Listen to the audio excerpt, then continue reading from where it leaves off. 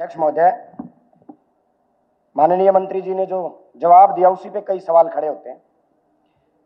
एक तो मैं माननीय मंत्री जी से कहूंगा कि इसमें कुछ गांव छूट गए हैं और मैंने जो सरकार को जो ज्ञापन सौंपा था उसमें उनकी पूरी डिटेल्स भी है, वो भी ऐड करें। दूसरा, अध्यक्ष महोदय, जिस पोर्टल की बात कर रहे हैं, मैं माननीय मंत्री जी को आपके माध्यम से बताना चाहता हूं।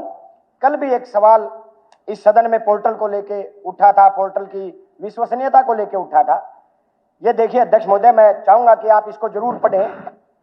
फसलें जल भराव से खराब, ई क्षति पोर्टल पर ऑप्शन केवल आग का, यानी फसलें तो हमारी जलमग्न हुई है और आपका जो पोर्टल है वो कह रहा है कि भाई हम तो केवल आग का नुकसान ले सकते हैं।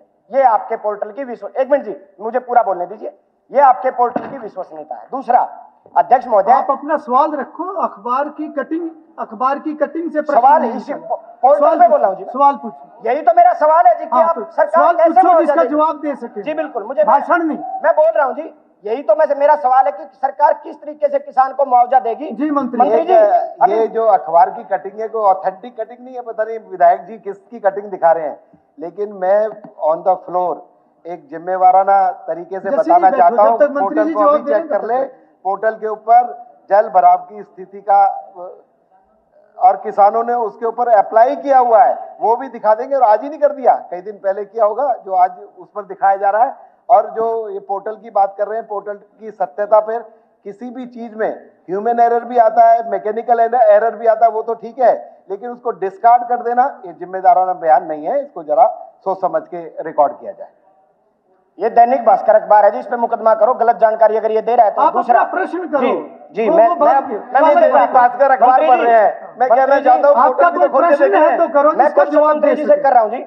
सरकार के पास एक ऐसा सैटेलाइट है जो जब किसान पराली जलाता है तो एक ऐसा सैटेलाइट है जो एग्जैक्ट किला नंबर की जानकारी दे देता है। इसी पोर्टल से उसके बाद मेरी तो सुनाई, एक बार उनको अपनी बात रखने दो। एक बार उनको अपनी बात रखने दो। मेरी तो सुनिए, एक बार उनको अपनी बात रखने दो। मैं बोल रहा हूं, अपनी बात पूरी करो। सरकार के पास सैटेलाइट है जिससे पराली का भी पता चल जाता है कि कौन से किला नंबर की पराली किसान ने जलाई है, ताकि उसके ऊपर जुर्माना लगाया जाता है, उसकी गिरफ्तारी होती है।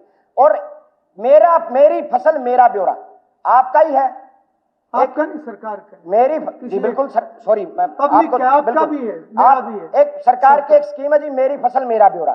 सरकार ऑनलाइन पेमेंट डालती है, तो क्यों ना इस जब मुआवजे देने की बात आती है, जब फसलों की खराबे की बात आती है, तो या तो वो सैटेलाइट लागू किया जाए, या आपके पास जो मेरी फसल मेरा ब्यौरा से आप ऑनलाइन पेमेंट डालते हो, तो उससे ऑनलाइन पेमेंट से आप पिछले 3 साल का आंकड़ा उठा लीजिए कि किसान को कितनी फसल हुई है।